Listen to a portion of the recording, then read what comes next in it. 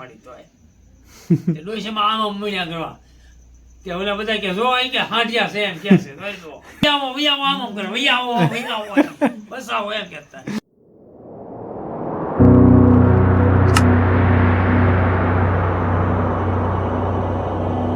મિત્રો આપણે ફરી એકવાર આપણે નવી વાર્તામાં હાજર થયા છીએ. તો વાર્તા સાંભળજો ને. હાલો બાપા સીતારામ. હવે આપણે વાર્તા સાંભળી છે ને તારા ભાણા. વાર્તામાં એવું છે ઘણા સમય પહેલા વાર્તા હું કહેતો ખૂબ પણ યાદ જેવી છે એ વાત કરું. બરોબર. એક જૂના જમાનાની અંદર આ લાઇટનો જમાનો નહોતો તેની હું વાત કરું છું કે એ સમયની અંદર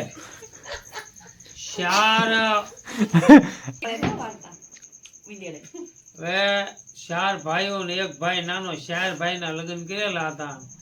નાનો ભાઈ એના લગ્ન કરેલા નહીં, બહુ કાંઈ કામ ધંધો કરે નહીં, એટલે હારી વાડીઓ હતી 4 ભાઈઓએ લઈ લીધી અને હારા મકાન હતા એ 4 ભાઈઓ લઈ લીધા. અને એક વાડો ભાગમાં આવ્યો, નામ રળો એનું. હવે શું કરવું? કાંઈ વાંધો નહીં, કાંઈ રળવાનું સાધન નહીં. એક શેવાળાનું ખેતર દીધું અને હારા મકાન લઈ લીધા. ભાઈઓ હતા એ બધા બહુ પહોંચેલા. તે આ ભાઈ બિચારાને પરણાવેલો નહીં અને એનો કાંઈ મેળ ઉતરેલો નહીં. એટલે રળાએ ભેહું હતી એમાંથી બધા હવે એક બે ભેહું લઈ લીધું અને રળાને પાડો આપ્યો. તો એ કે તારે ક્યાં કાંઈ દૂધ બૂધની જરૂર, છોકરા નથી, કાંઈ બાયું નથી, શું તારે કરવું? પાડો. કાંઈ વાંધો નહીં, મારા ભાઈ કહેવાય છે. એક વાળો ને એ પાડો. હવે આ મકાન તો કાંઈ ભાઈમાં આવ્યા નહીં. કાંઈ તું રળતો નહીં, તને મને કેમ તને આપવું? ભાઈઓ બધા તૈયાર. કાંઈ વાંધો નહીં કે આપણે એક ઝૂંપડું બનાવી નાખ્યું.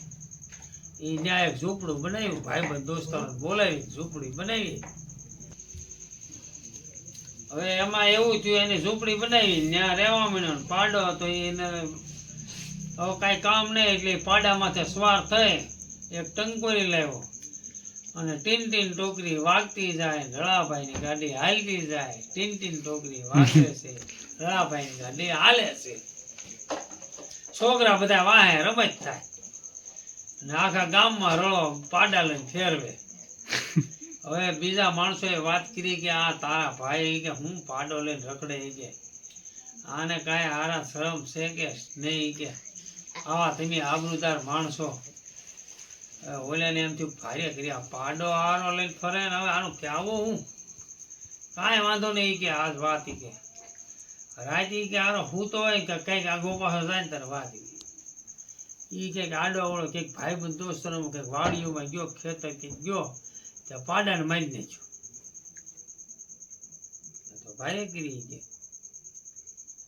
મારા પાડાને મારી નાખ્યો કોઈ જાય, કાંઈ વાંધો નહીં, ભલે મારી નાખ્યો, જેવું ઈશ્વરની ઈચ્છા. એના પાડાનું ઓલાને કીધું કે સાંભળું મને ઉતારીને આપજો. તો એ સાંભળું લઈને કે હાલવા મળ્યો. ઓલા કે હારા પાડો તો મારી નહીં કે પણ હારો સાંભળું પાવા લઈને ગયો. એ હારે કરી કે રળો ગામમાં કઈ નથી કઈ. આમ કોઈએ કીધું કે તમારો ભાઈ કે આમ પાડાનું સાંભળું લઈને જાતો.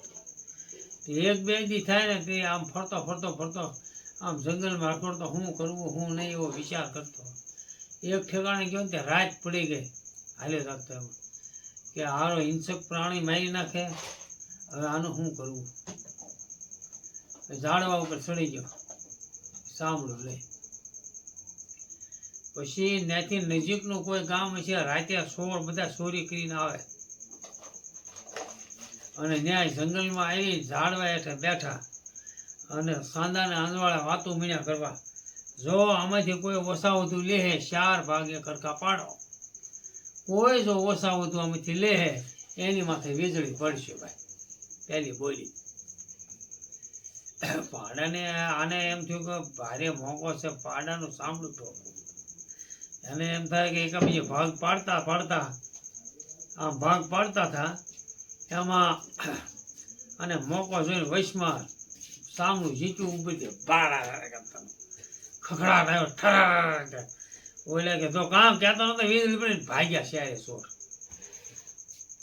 પછી આ તો નિરાજે હેઠો ઉતર્યો અને એક કોથળો એટલા પૈસા હતા રાણી સિક્કા નાખી અને ખંભે નાખી એવો બીજે દી કે ભાભી એક માણું આપો ને માણાને તારે શું કરવું એ કે માણું ભાઈ કોઈ કે પાડો મારીને જો ચામડું વેચ્યું ને તે તો કેટલા કોથળો પૈસા આવ્યા કેટલા માણસ છે માપવું છે માણે ફરી મીણ્યો માપવા ભાઈ બીને બધા જોઈ રહ્યા ને વાત કરી ને ભાઈઓને ઈ કે તમારા ભાઈએ ઈ કે પાડાનું ચામડું વેચ્યું ને ત્યાં આખા કોથળો પૈસા આવ્યા છે આપણે કેટલી ભેહું છે 4-5 ભેહું હોય કે બધા મારી કે સામડા તમારા 3-4 કોથળા ઈ કે પૈસા આવી જાય એટલે ઈ હાથ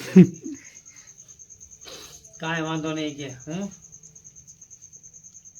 આને ભેહું રાતે મારી નાખ્યું સામડા ઉતરાવી અને ગાડું લઈને જાય વેસવા હાલો કોઈના સામડા જેવા ભેહું ના સામડા કોણ લે કોક ને કઈ જૂના જમાનામાં કો હાંકતા જઈને કોઈ કે વાંડું બનાવવા લીધા મારા હારે કે રળાય આપણને મેળવી નાખી ભેહું કામ ખાવાનું ટાળ્યું મારા હારે ઈ કે પણ એના પૈસા આવ્યા કે માણે ભર્યા આપણે કાંઈ આવ્યું નહીં આ 4 દી રખડી કોઈ લેતું નથી કે મારે ભારે કરી કાંઈ વાંધો નહીં એનો કૂબો હળગાઈ ગયો હશે મારા હારા નહીં કે આપણી માથે આવું કર્યું હારો રમત રમી ગયો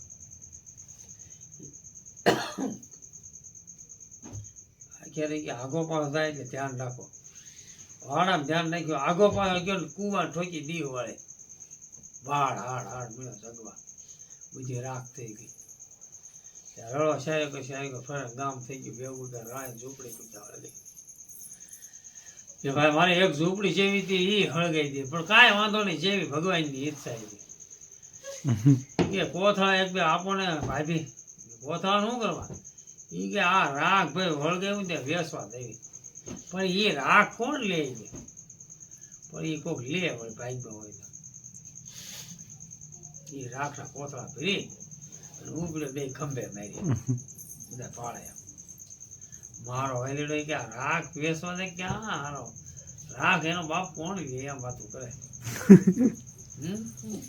કાંઈ વાંધો ને ભલે ગયો એ કે તે એક ગધેડું ખીરી દીધું એની માથે 2 સાલકા નાખ્યા 2 ગધેડા માથે એક સાલકું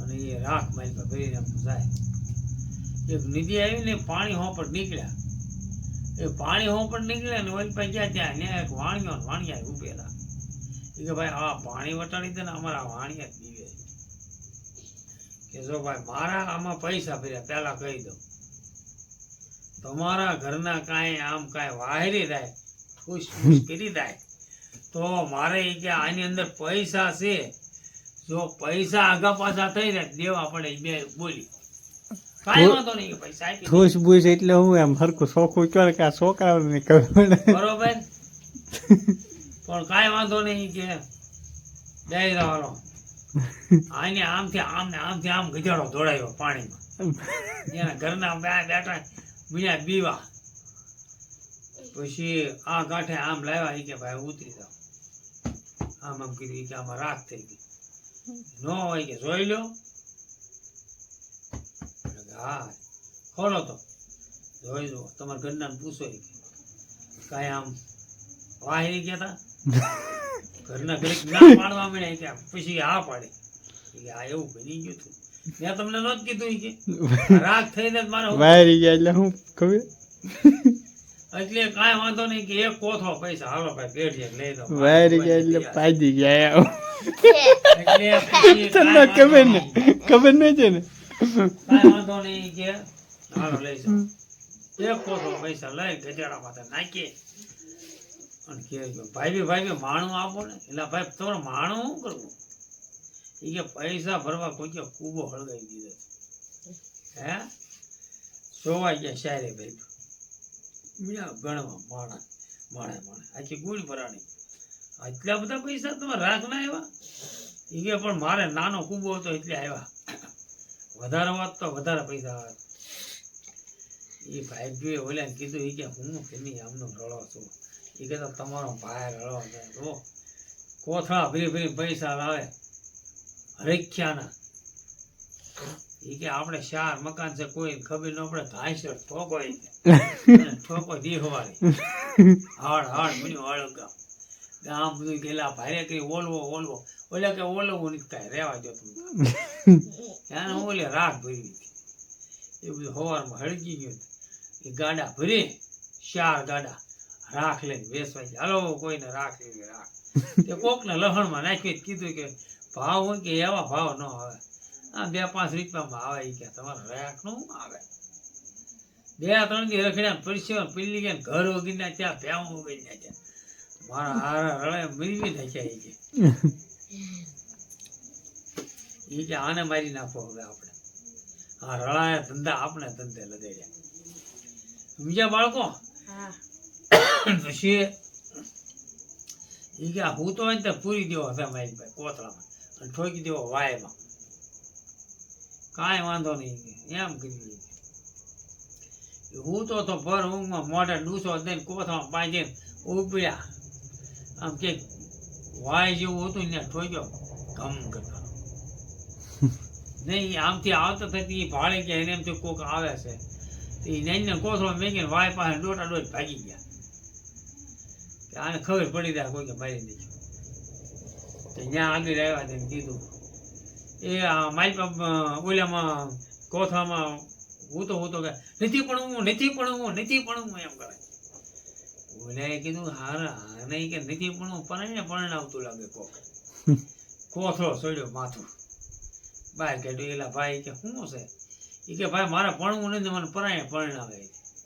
હે પરણાવે કે નો હોય કે હા એ કે તમારે ભણવું હોય તો કે આજ મારી પાસે યાદ આવે કે હું